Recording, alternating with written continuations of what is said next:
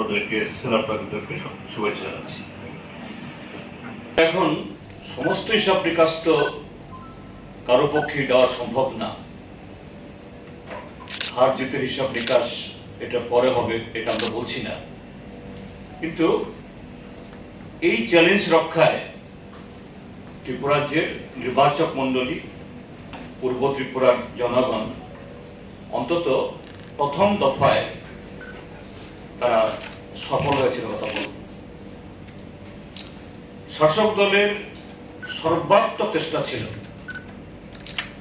যে এই পূর্ব ত্রিপুরার নির্বাচনটাকেও আর একটা প্রহসনে পরিণত করার জন্য। তার জন্য 24 তারিখ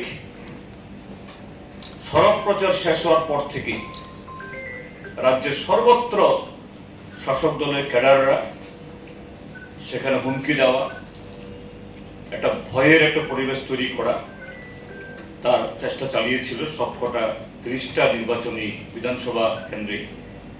এবং তার মধ্যে তেলিয়ামুড়া বিধানসভা কেন্দ্রের কৃষ্ণপুর এলাকাতে গতকাল সন্ধ্যাতে 3টে বাড়ি তছনছ করেছে। খোয়াই শহরে এই মোহনপুর থেকে, এখান থেকে মোহনপুরের নেতা তিনি আগের দিন রাত্রিবেলাতেই, গতকাল রাত্রিবেলাতেই গাড়ি বোঝাই করে পাঠিয়েছিলেন বাড়ি বাড়ি গিয়ে ধমকানোর জন্য।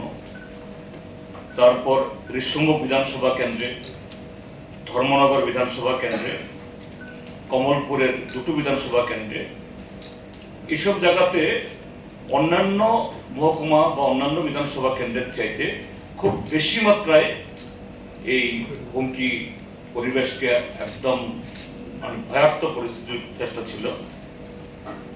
সবকিছুকে ডিফাই করে আজকে আরেক দিক থেকে হলো যে এই রুদ্রতাপ এবছর অস্বাভাবিক।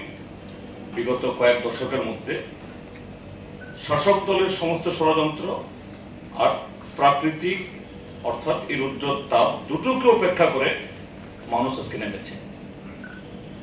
সেই জায়গায় আমরা বলবো না যে একদম ফ্রি অ্যান্ড ফেয়ার ইলেকশন হয়েছে, এই কথা বলার সুযোগ নেই। কেননা একটা রাজ্যে শাসক দলেই যখন সমস্ত কিছু নষ্ট করা, স্পয়েল করার উদ্যোগ নেয়, তখন জনগণের পক্ষে এবং কমিশনের পক্ষেও সবটা করা সম্ভব হয়ে ওঠে না।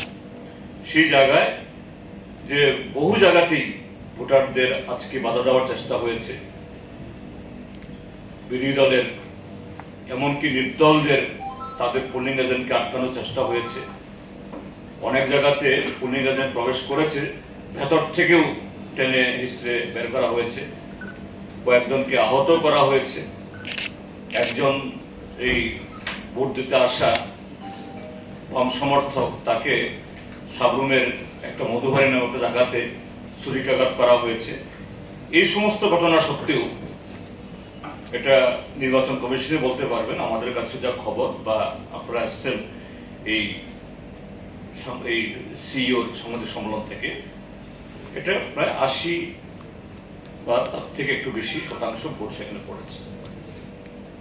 আমরা ইন্ডিয়া মঞ্চের তরফ থেকে তার সমস্ত কৃতিত্ব দেব ত্রিপুরা রাজ্যের সচেতন নাগরিককে।